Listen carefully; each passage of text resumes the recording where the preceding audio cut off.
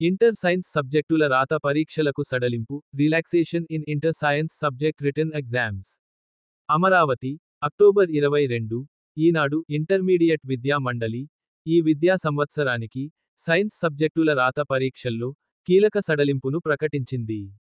భౌతిక శాస్త్రం, రసాయన శాస్త్రం, జీవశాస్త్రం వంటి ప్రాక్టికల్స్ ఉన్న సబ్జెక్టుల రాత పరీక్షల్లో అర మార్కు తక్కువ వచ్చినా విద్యార్థులను ఉత్తీర్ణులుగా పరిగణించనుంది.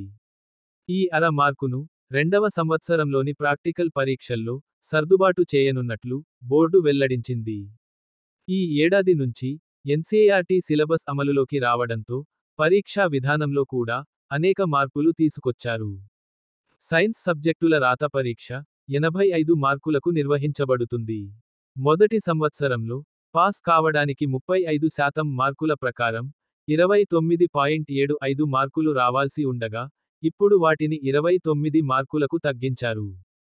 రెండవ సంవత్సరంలో 85 మార్కులకు 30 మార్కులు సాధిస్తే ఉత్తీర్ణతగా పరిగణిస్తారు. 2 సంవత్సరాలు కలిపి 59 మార్కులు వచ్చినా పాస్ అయినట్టే. అలాగే ప్రాక్టికల్స్ 30 మార్కులకు నిర్వహించబడతాయి. ఉత్తీర్ణతకు కనీసం 10.5 నుంచి 11 మార్కులు రావాలి.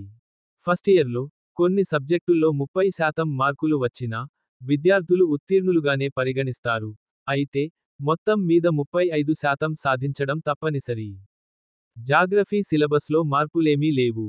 ఏ గ్రూప్ విద్యార్థులైనా ఒక సబ్జెక్టుగా దానిని ఎంచుకునే వెసులుబాటు ఉంది.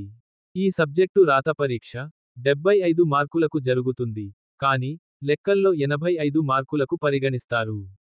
ప్రాక్టికల్స్ మాత్రం రెండేళ్లలో కలిపి 30 మార్కులకు నిర్వహిస్తారు. ఈ ఏడాది కొత్తగా ఫస్ట్ ఇయర్ పబ్లిక్ పరీక్షల్లో 1 మార్కు ప్రశ్నలను ప్రవేశపెట్టారు. 1 మార్కు, 2 మార్కుల ప్రశ్నలకు ఎలాంటి ఛాయిస్ ఉండదు.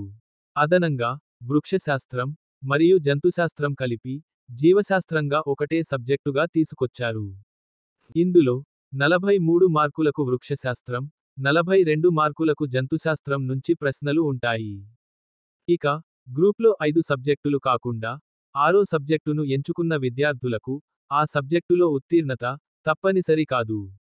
అయితే ఆ సబ్జెక్టుకు ప్రత్యేకంగా మెమో జారీ చేయబడుతుంది.